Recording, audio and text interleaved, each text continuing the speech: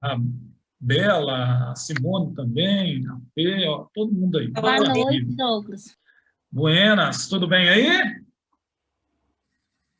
Ó, a Amanda tá. Eu estou bem, graças a Deus.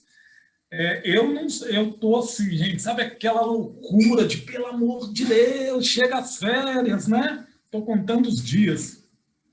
Eu dou aula para oitavo, nono, primeira e segunda série do ensino médio, né? Então é uma doideira.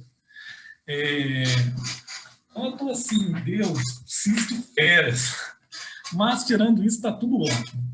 Galera, na semana passada, a gente começou a falar do Aristóteles, né? Falando da ética de Aristóteles, e eu queria avançar um pouquinho com vocês, né? Dialogando hoje sobre, porque a gente começou até a falar, né? Da questão de que, na semana retrasada, né? De que, para o Aristóteles, a ética, que tem a ver com a vida privada, a questão do comportamento moral, aquilo que a gente entende como certo e errado,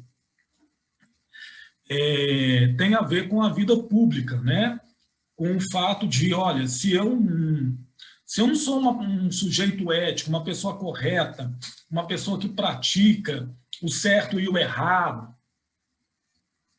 que tem essa noção clara aí na leitura do Aristóteles, eu também não serei um bom cidadão, né? Não serei uma pessoa adequada para a vida social. A gente tem visto aí, eu costumo falar que a maior novela, né, a novela mais interessante que nós temos hoje no Brasil é a novela da CPI. Né? Todo dia tem capítulos novos, você está chamando pessoas novas para depois, o negócio virou uma novela. Mas qual que é a síntese daquela coisa ali, né? Um bando de gente envolvida no Ministério da Saúde, que é um órgão público que deveria cuidar da saúde dos brasileiros e que virou um BBB. Isso aí, Amanda.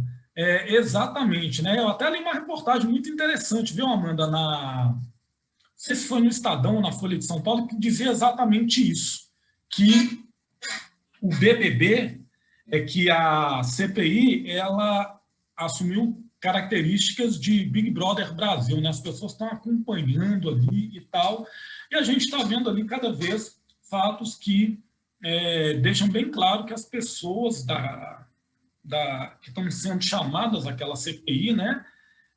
Muitas testemunhas, outros na condição de acusados, e por isso eles se reservam ao direito de ficarem em silêncio, que eles prevaricaram, né? Prevaricar é quando uma pessoa que trabalha no funcionalismo público, ela deveria comunicar algo que vai gerar problemas para as pessoas, né, para a sociedade, e ela não comunica.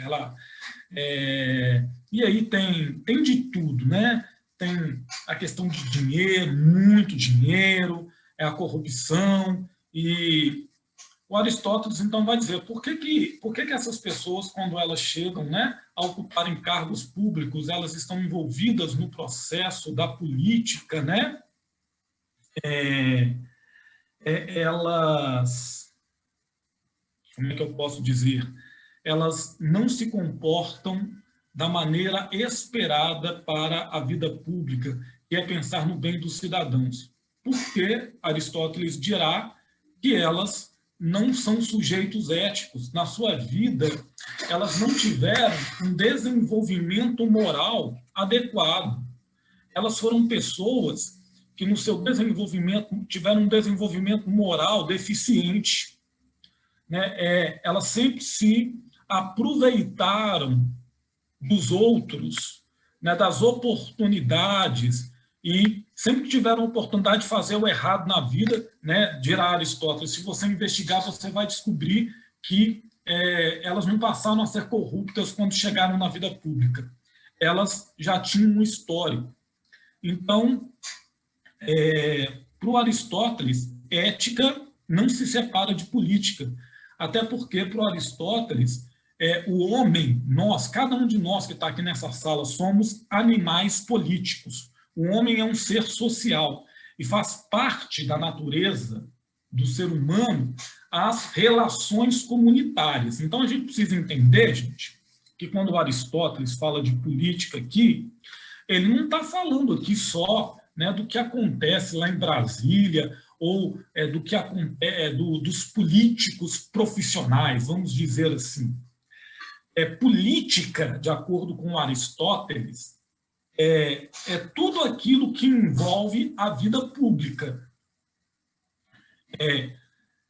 Quando, né, outro dia eu vi um restaurante, né, na verdade um boteco, né, um boteco bonitinho e tal, e a chefe de lá é uma mulher e ela só trabalha com mulheres. Só tem mulher junto com ela na equipe. E tinha uma plaquinha lá dizendo assim, cozinhar é um ato político. Então, o que ela estava querendo dizer? Olha, esse boteco, esse restaurante, a minha maneira de perceber a cozinha, ela é uma manifestação política, é um desdobramento da percepção feminista dela. Ok? Então, ela entende dentro dessa dimensão. Então, a política vai muito além, na questão do Aristóteles, vai muito além do que os políticos profissionais fazem. Quando nós nos manifestamos, né, contra ou a favor de um governo, né, quando nós vamos para a rua, né, que nem estão acontecendo agora, as manifestações contra o Bolsonaro, né? Isso é um ato político. Quando nós estamos, quando o Bolsonaro faz declarações pela televisão e tem panelaços, isso é um ato político, né? Às vezes algumas pessoas, né, já estão tão desesperançosas que elas dizem assim, não vai acontecer nada, isso não vai para frente, vai sempre continuar do mesmo jeito, mas olha, o que interessa aqui, que o Aristóteles está trazendo para a gente, é que cidadãos, e ele está tratando de cidadãos, né, eles têm o direito de vivenciar atos políticos. E a mentalidade do Aristóteles diz que todos nós somos seres políticos. Então, quando você diz, né, e eu espero que todo mundo aqui tenha essa concordância, de que o racismo é inaceitável, isso é um ato político. É uma declaração de que nós não aceitamos mais o funcionamento de como as coisas funcionavam antigamente na sociedade. Quando nós nos posicionamos contra a violência doméstica, isso é um ato político. Okay? Quando nós nos manifestamos contra o assassinato de jovens negros, né, de mulheres negras, quando nós nos posicionamos contra o assassinato de pessoas trans, de homoafetivos, olha, isso é um ato político, porque tudo que envolve a sociedade civil é um ato político. Ok? Até aí está dando para acompanhar? Está tranquilo? Tá. E aí, faz sentido para vocês essa percepção do Aristóteles aí de que o ser humano é um animal político porque ele existe para viver em sociedade? Ou não, professor, não faz sentido nenhum. Eu não vejo que essas coisas que nós fazemos são atos políticos. E então,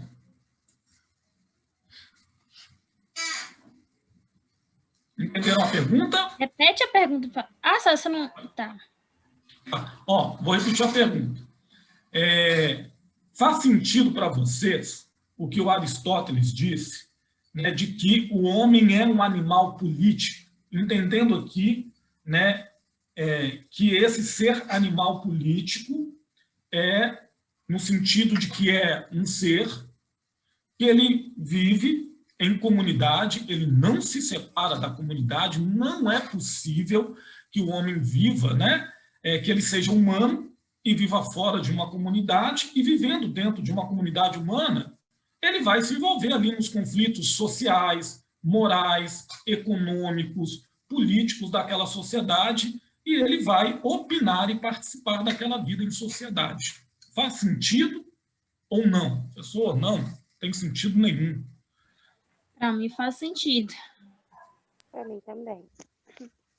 Não tem essa de não gosto de discutir política. Como é que é, Bela? Fala um pouquinho mais alto aí para o prof.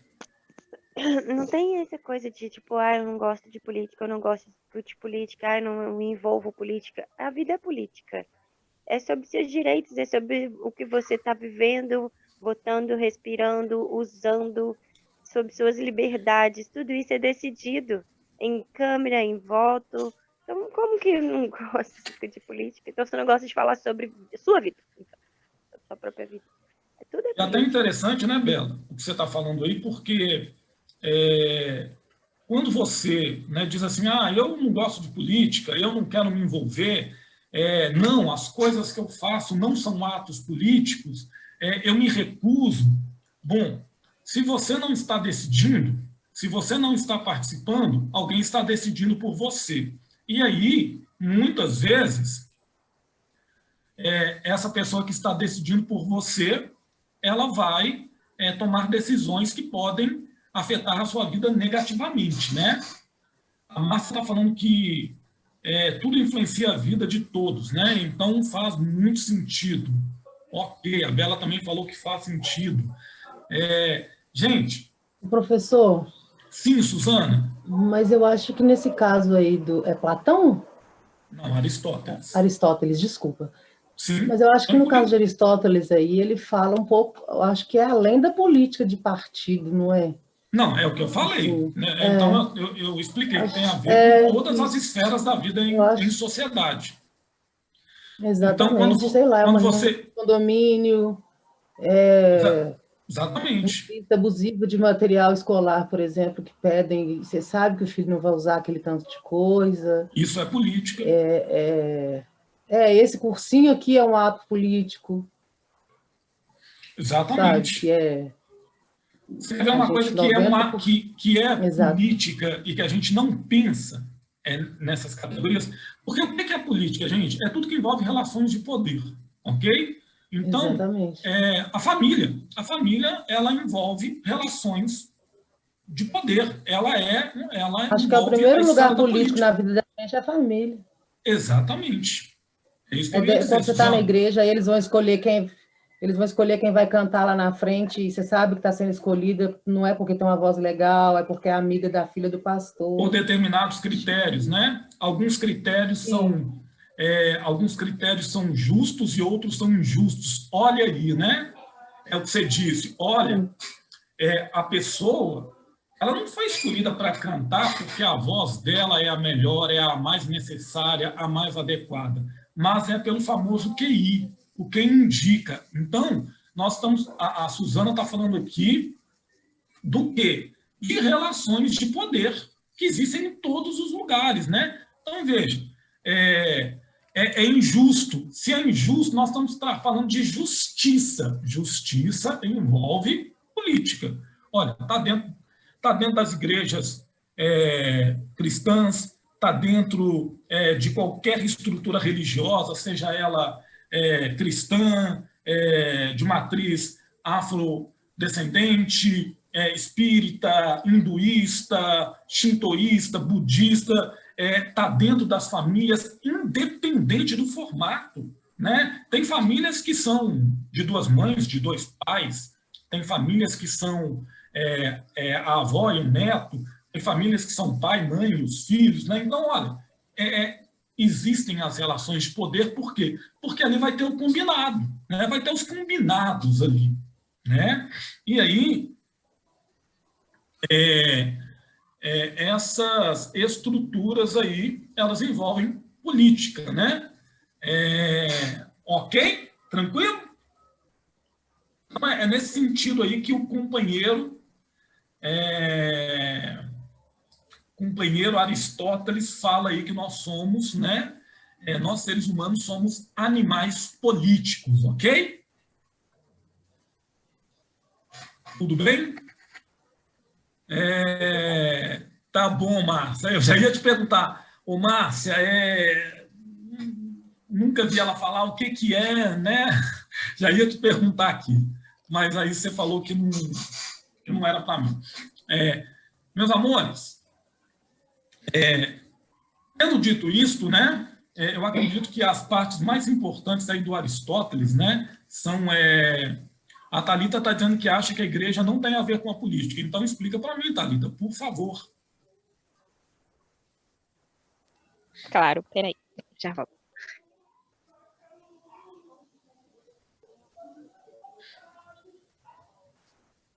Porque eu não acho que a igreja tem a ver com política, porque, tipo assim, eles vão de acordo com as ordens de Deus. Vamos supor uma pessoa que canta em cima do altar. Ela não está em cima do altar porque tem a política, ela está em cima do altar porque ela segue a igreja e ela está lá louvando a Deus. Mesmo que você tenha voz boa, se você não seguir a Deus, você vai estar lá no banco. Igual eu vejo muitas pessoas estando no banco da igreja. Agora, se você seguir as ordens de Deus, você vai estar lá no altar, mesmo que a sua voz seja feia, porque nem todo mundo que canta lá em cima tem a voz maravilhosa. Então, eu acho que não tem a ver com a política, tem a ver com as ordens de Deus, não tem a ver muito com a política dos homens, porque se a igreja for seguir a política dos homens, ela está ferrada. Deixa eu te falar uma coisa. Eu entendo, respeito a sua opinião, ok? Eu sou protestante, tá bom? Sou protestante também. Mas olha só, em todo lugar, né, a igreja, enquanto instituição humana, ok? Enquanto uma instituição humana, ela, e eu não vou ficar me atendo a essa discussão, ela é um agente humano, um agente de Deus, mas é um agente humano, né, que tem pessoas, e a gente tem pessoas, né, o próprio texto sagrado diz que tem erro, tem pecado, tem falhas, ok? E aí, a Suzana não questionou em nenhum momento o fato de que Deus usa todas as pessoas. É justamente o contrário. O que ela está dizendo é o seguinte: existem situações, como a igreja é um espaço, assim como a família, como a escola, como qualquer outro lugar, é um espaço onde tem pessoas, ela é um espaço onde a política ela acontece, ela se desenvolve. E aí existem relações de poder. Então, por exemplo, você tem uma estrutura hierárquica na igreja. Você tem pastores, você tem obreiros, você tem missionários, você tem uma série de coisas. E aí, aí nós temos aí a questão né, que ela deu um exemplo. E eu sei que isso acontece porque, né, nos meus mais de 25 anos aí de caminhada, eu vi acontecer bastante. Pessoas que têm um dom extraordinário, seja para cantar, seja para fazer outra coisa na igreja, muitas vezes eram preteridas, né? Eram deixadas de lado, elas tinham um dom, mas não foram utilizadas, não foram aproveitadas no reino de Deus. Por quê? Na igreja. Por quê? Porque existia a ação humana acontecendo ali. A Suzana está dizendo que isso acontece em todas as igrejas? Não, ela está falando que onde tem seres humanos, existem relações políticas, né? Veja bem aí, né? Lá no Congresso Nacional, existe uma bancada evangélica. Essa bancada, ela é eleita, todos eles são deputados, outros são senadores. Eles deveriam, como deputados e senadores, representarem toda a nação brasileira, mas o que eles fazem, muito claramente, como outros grupos também fazem, é representar os interesses daquela turminha deles, né? Então, existem esses fatores complicadores aí. Então, quando a gente está falando, e aí precisa pensar no seguinte: quando a gente está falando aqui, a gente não está falando dessa, como me parece que foi a Suzana mesmo que falou, não é uma prática política profissional, como lá os políticos de Brasília. Não, é uma vivência política. A política aqui no sentido de relações de poder, de relações humanas que acontecem, né? E a igreja só existe por quê? Porque tem um tanto de ser humano lá, cheio de coisas boas e cheios de defeitos reunidos em torno de uma causa, em torno de uma crença, né? E aí as relações de poder, elas acontecem ali também, ok? Mas você tem toda a liberdade aí, né, de discordar da Suzana, de tal, e é ótimo que tenham essas discordâncias. Bom, gente, eu queria falar hoje, né, avançar um pouco mais aí e entrar num grupo de pensadores da antiguidade que vira e mexe, está caindo ali no Enem. Eles são chamados de cínicos. É uma escola de pensamento chamada cinismo. Quando a gente pensa em cinismo, hoje em dia, numa pessoa cínica, a gente pensa que essa pessoa é o quê, gente? Uma pessoa cínica.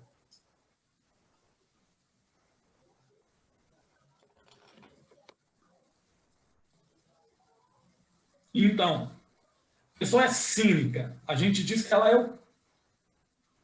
é uma pessoa o quê? Tipo ironia, que eu lembro um pouco aquela. Eu lembro mais da expressão do cinismo, de ver que a pessoa, uma sensação de ver que ela não está acreditando no que você está dizendo, tipo, está sendo cínica, sabe? Do que assim, não sei explicar de forma concreta, né? Mas uma sensação de olhar para alguém, por exemplo, saber que você está falando algo e a pessoa está, tipo assim, desacreditada, sei lá, não sei, duvidando. Então, Mas uma sensação. Mais alguém, além da Bela aí? Mentirosa. Um cínico seria uma pessoa mentirosa? É porque está no meio termo entre a ironia e a mentira.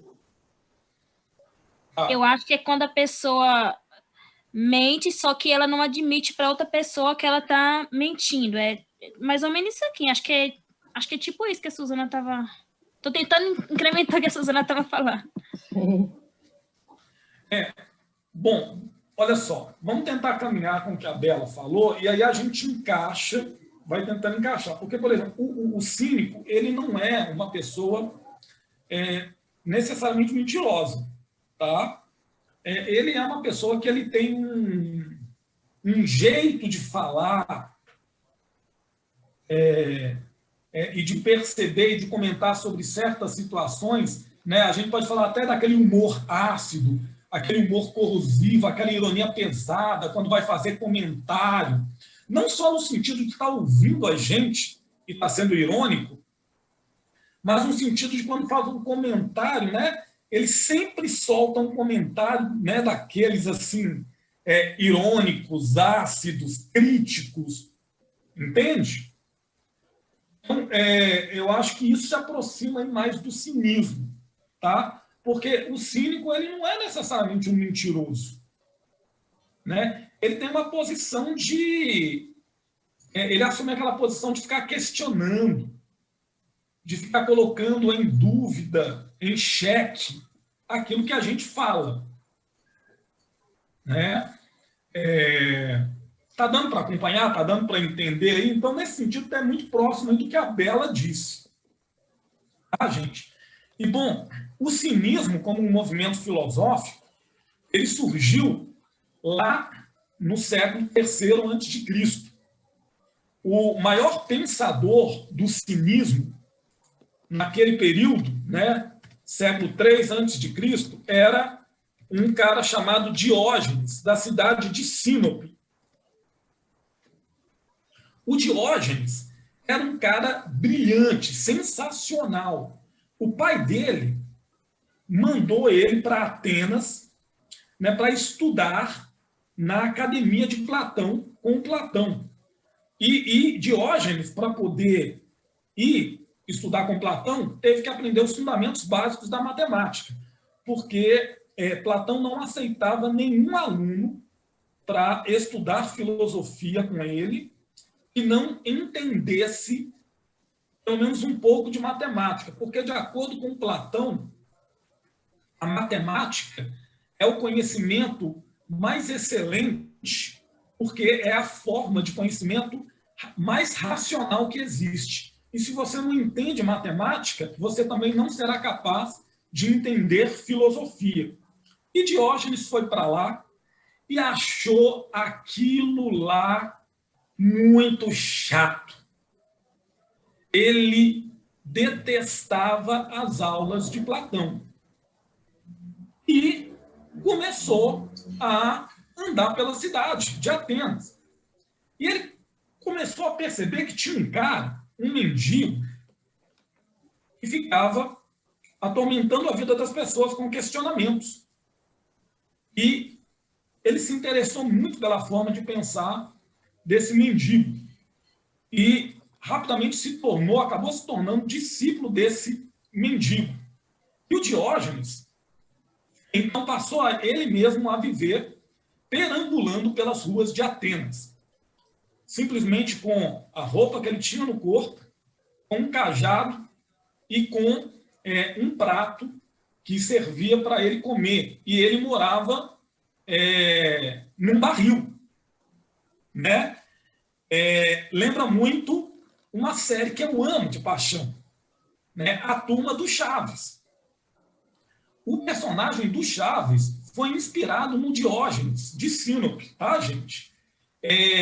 Se você for perceber, ainda que seja ali, tem aquela doçura, aquela inocência, o seriado do Chaves, o Chaves, principalmente o personagem do Chaves, é uma profunda crítica à sociedade latino-americana. Né? O Chaves é um órfão que vive abandonado e ele tem, às vezes, uns comentários muito sagazes, né? Sobre a vida, sobre as coisas, né, que acontecem ali na vila. Então, voltando aqui para o... Ok, Márcia, eu vou pôr aqui, ó, everyone, e aí agora vai ser para todo mundo. Cinismo, Diógenes de Sinope. O Diógenes de Sinope, então, vivendo num barril só,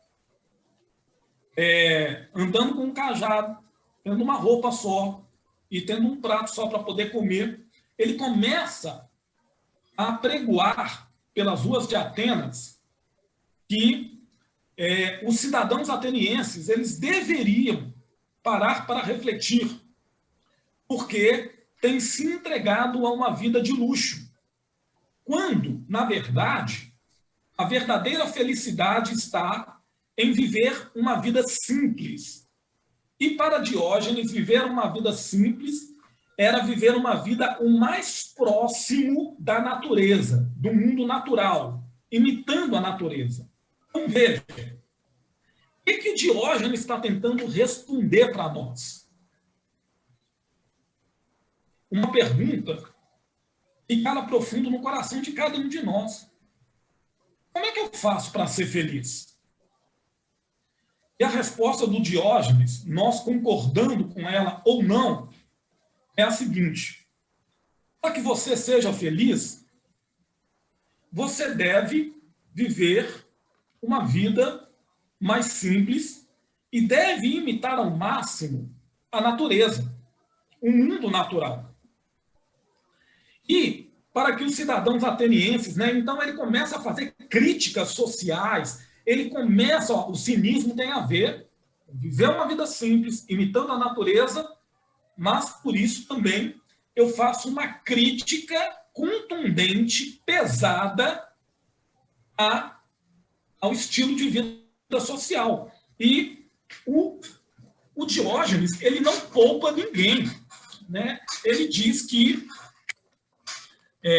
os atenienses, homens e mulheres, eles amam os banquetes, as vidas de luxo, as orgias das quais eles participam, né? Ele critica as mulheres ricas, ele critica os políticos. Então, Diógenes está sempre ali questionando o estilo de vida daquelas pessoas e dizendo, vocês querem sempre ter mais,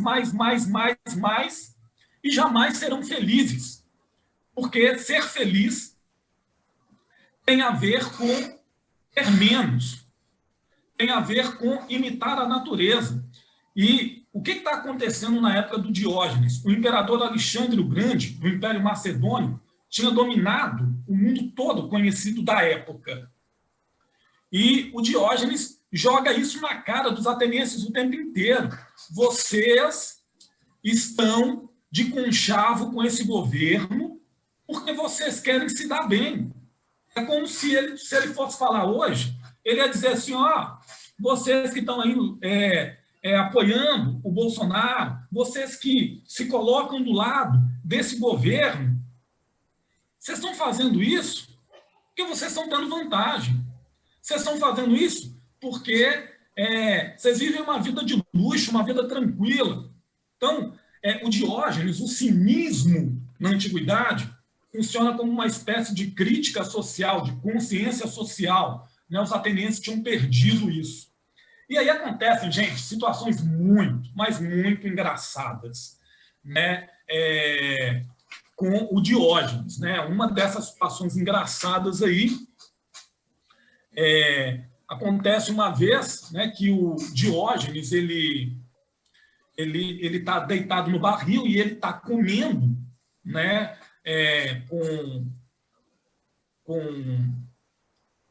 ele ainda tinha um garfo, né? Ele tinha um talher ainda, ele está comendo lá no prato, e ele vê um rato comendo uma migalha de pão, segurando pelas patinhas. Então ele olha para o talher, e é naquele momento que ele percebe que ele pode simplificar mais ainda a vida dele, e joga o talher fora, e começa a comer com as próprias mãos.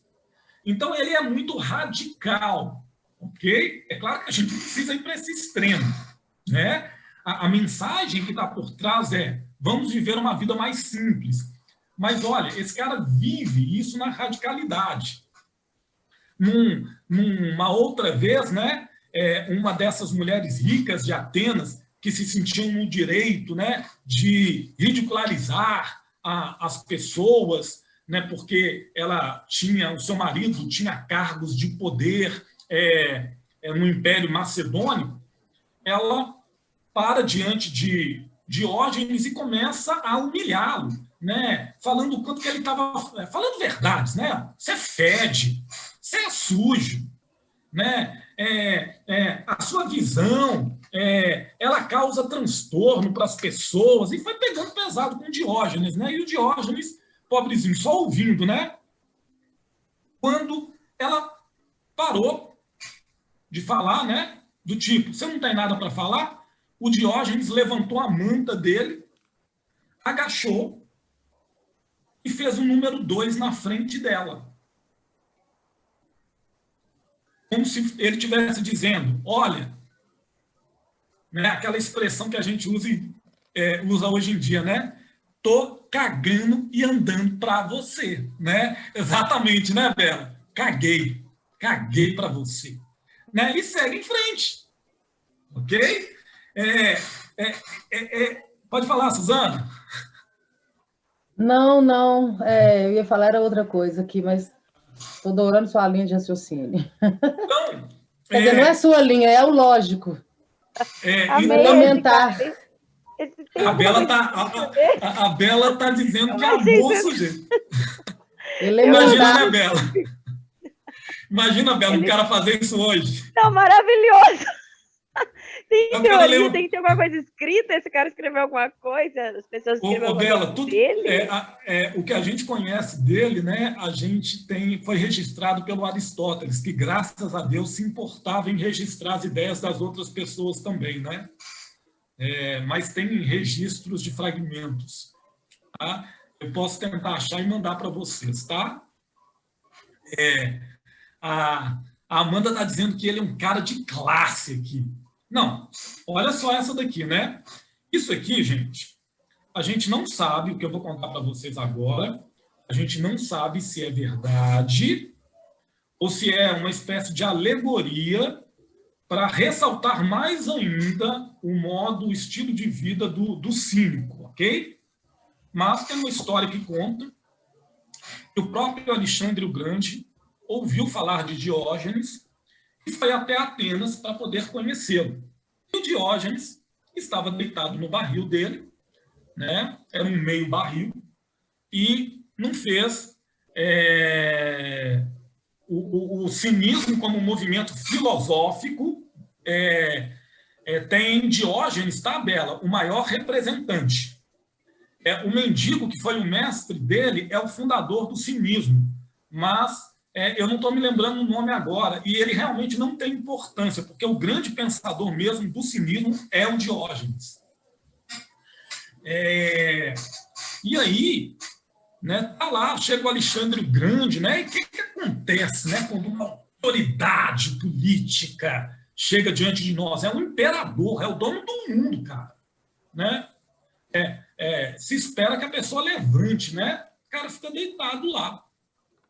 Né? E o Alexandre, que tinha sido aluno de Aristóteles, ok? Ele foi aluno de Aristóteles, o Alexandre o Grande, então já entendia um pouco aí, né, dessas práticas dos filósofos, né? Eles tinham algumas esquisitices e por aí vai, né? Estou depondo aqui contra a minha classe.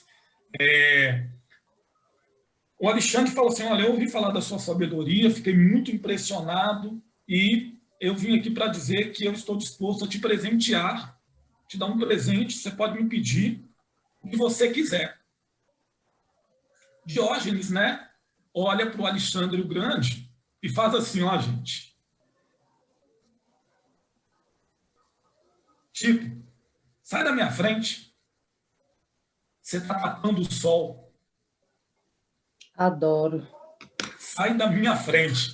Você está tapando o meu sol. Ou seja, cara, você não tem nada para me dar, porque eu não tenho rabo preso. Eu não preciso. A minha vida é uma vida simples demais. E se eu tenho uma vida simples demais, você não pode me tirar nada. Você vai me tirar o quê? Você vai me tirar meu prato, meu barril, minha roupa, meu cajado?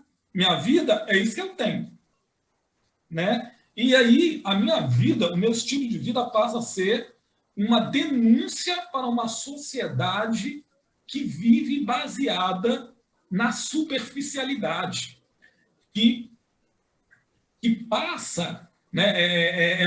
Uma sociedade que é baseada na tirania do ter, onde eu valho por aquilo que eu possuo, por aquilo que eu sou capaz de adquirir, né? É assim que a sociedade ateniense valorizava as pessoas, pelo que elas tinham, pelo que elas possuíam. Você é feliz porque você tem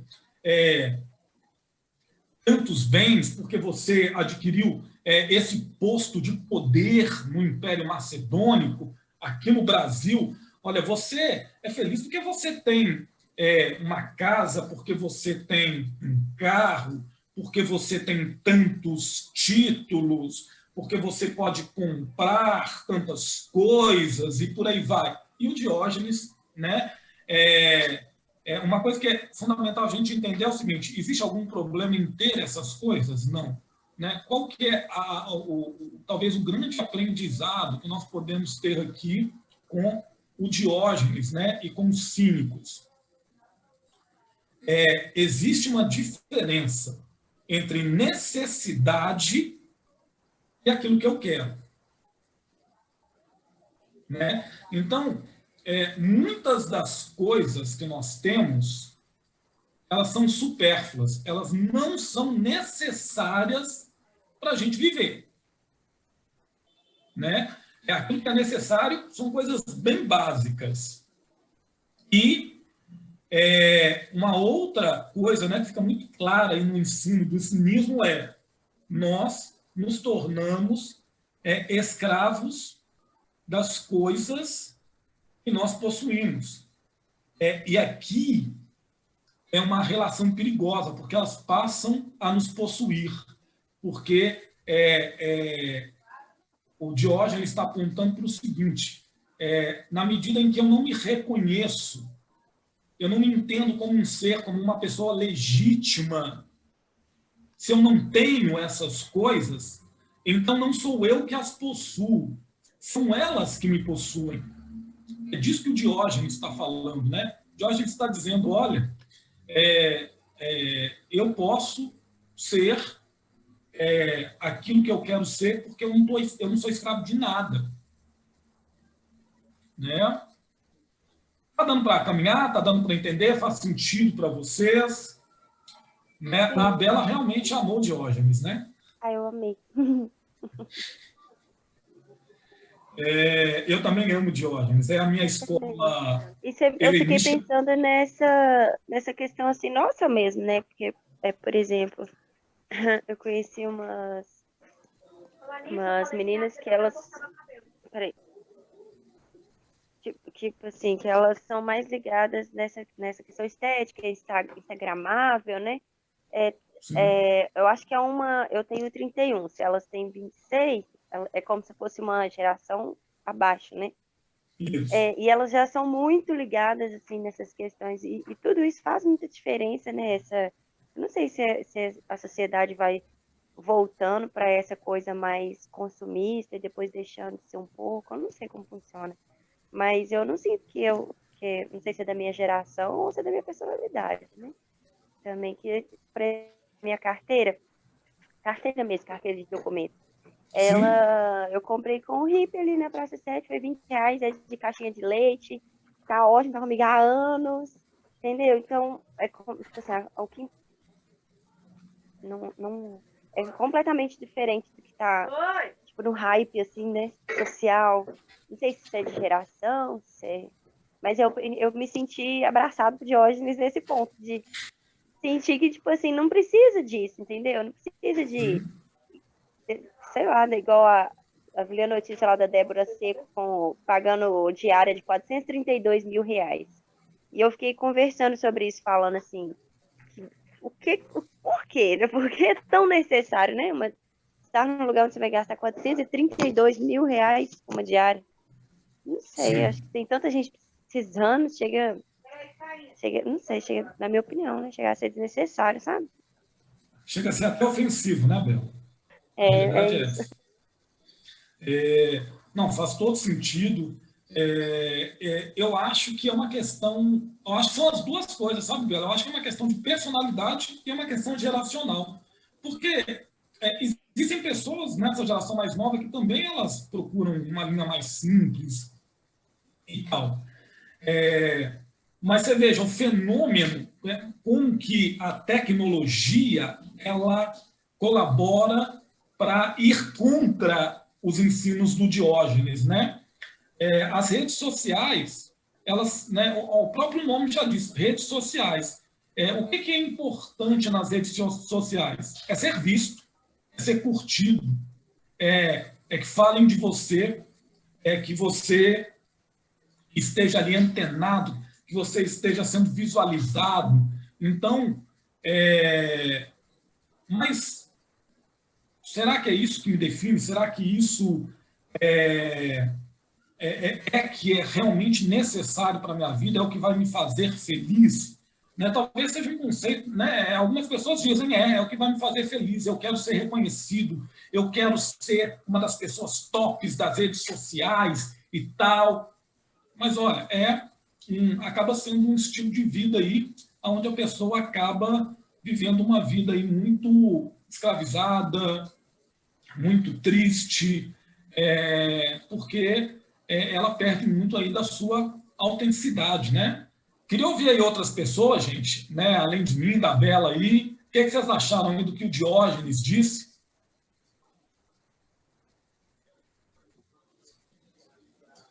Tem alguém que não concorda com ele? Tem alguém que quer dizer assim, legal isso, e aí?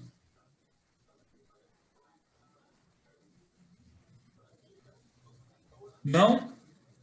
Então, olha só. O que eu acho que é realmente muito importante do Diógenes, né? É lógico, né, que seria muito engraçado você fazer uma performance, né? Para o Diógenes não era performance e fazer lá o caguei, né, para a pessoa, mas você não vai fazer isso, por favor, né? Então, o que é importante ali é,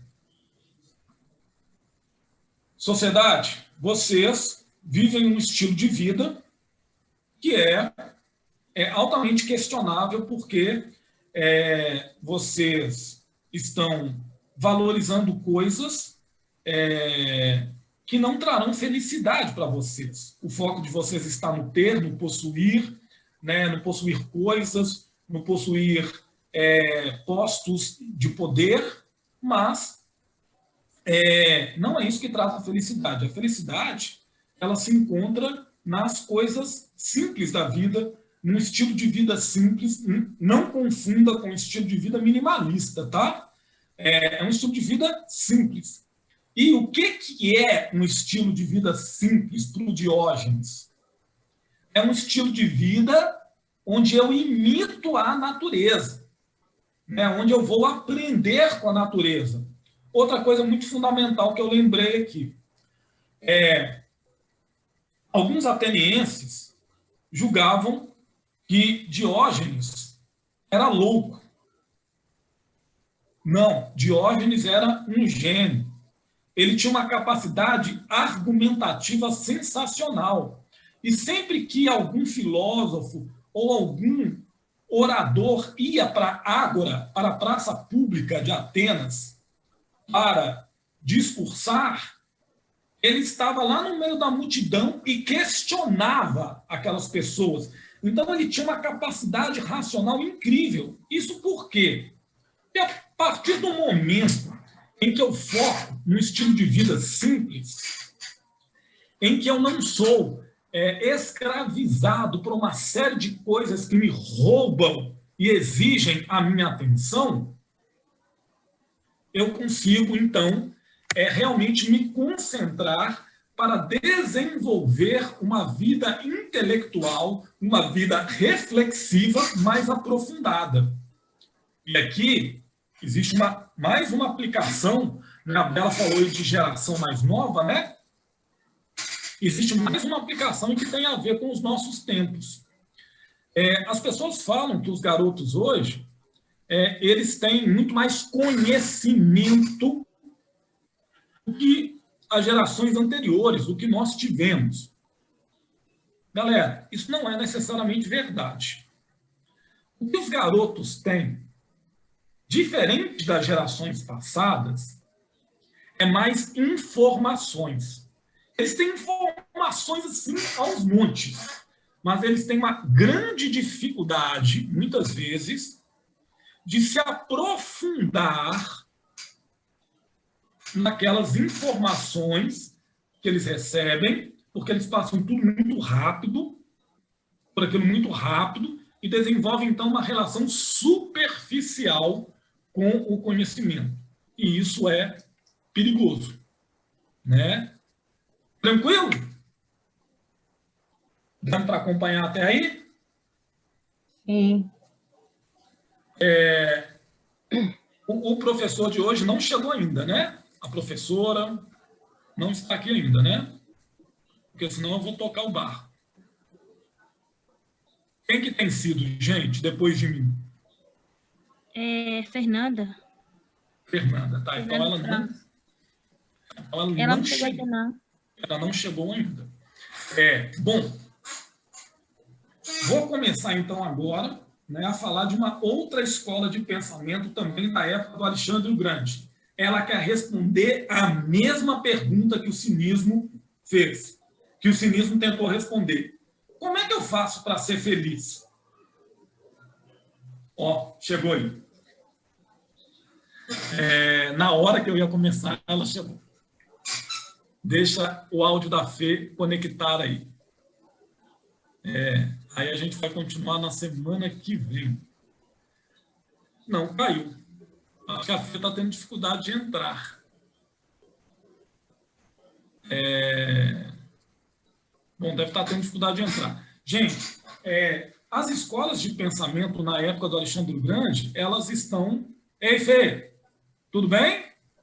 Oi, boa noite. Tá joia? Tudo jóia. já deu 8h41 aqui. Eu ia entrar num conteúdo novo, mas aí você pode... aí você vai assumir